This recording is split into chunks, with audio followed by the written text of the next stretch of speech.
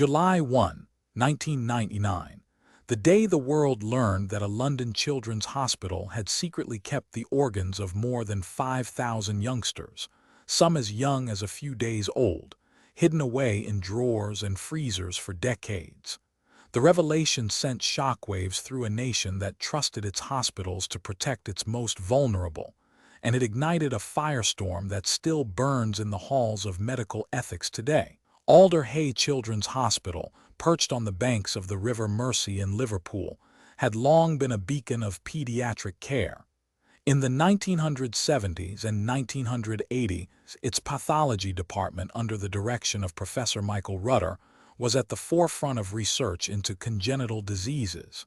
Yet behind the sterile curtains, a different practice took root: the routine removal and retention of tissue, organs, and even whole bodies from deceased children, without the knowledge or consent of grieving parents. The justification was cloaked in scientific curiosity, the hope that each specimen could unlock the secrets of rare disorders and improve future treatments. In reality, the policy was an unspoken, institutional norm, reinforced by a culture that prized data over dignity. The scandal erupted when a determined journalist, Richard Smith, uncovered a cache of organ bags labeled in a cryptic code and traced them back to Alder Hey. The ensuing public inquiry, led by Sir Michael Morris, exposed a systematic failure of consent. Over 2,000 families were contacted, and the truth was far worse than anyone had imagined. Organs from infants as young as 18 weeks gestation, stillborn babies, and children who had died from accidents were all harvested, cataloged, and stored for research that often never materialized.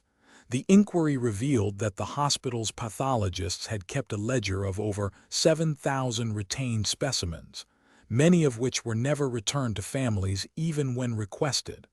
The breach of trust was compounded by the fact that the hospital had a policy of no consent retention, a practice that had never been disclosed to the public, or even to the parents at the time of death. Legal battles followed quickly.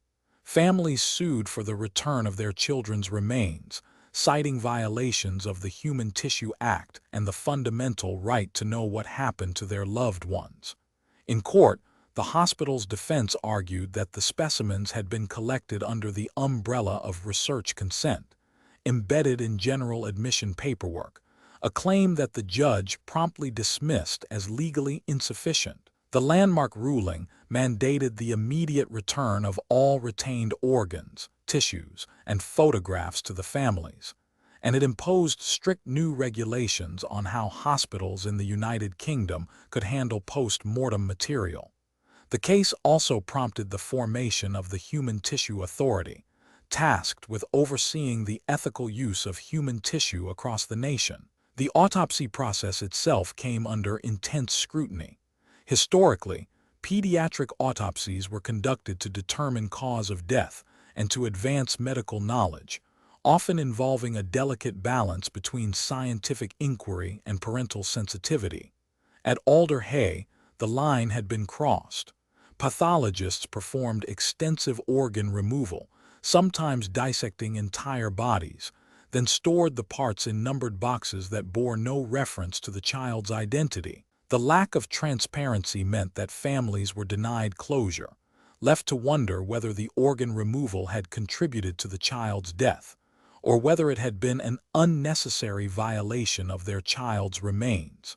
The scandal forced a re-examination of consent forms, prompting hospitals to adopt clear, written permissions that explicitly explain what will happen during an autopsy, and to offer families the choice to decline any additional tissue, sampling beyond what is medically necessary. In the aftermath, Alder Hey embarked on a painful journey of reconciliation.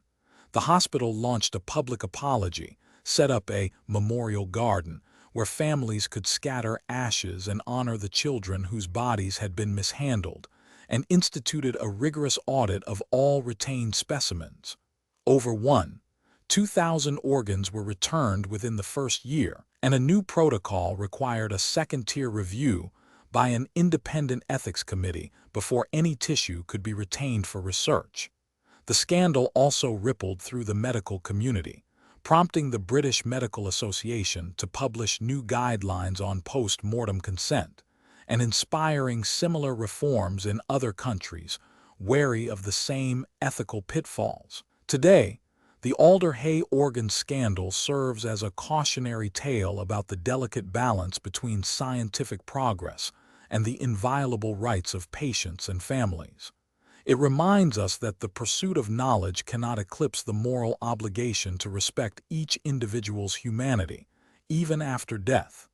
The echoes of that dark chapter continue to shape policies, education, and public trust in medicine, ensuring that the voices of the lost children are never silenced again. Subscribe to the Autopsy Files for more medical history stories.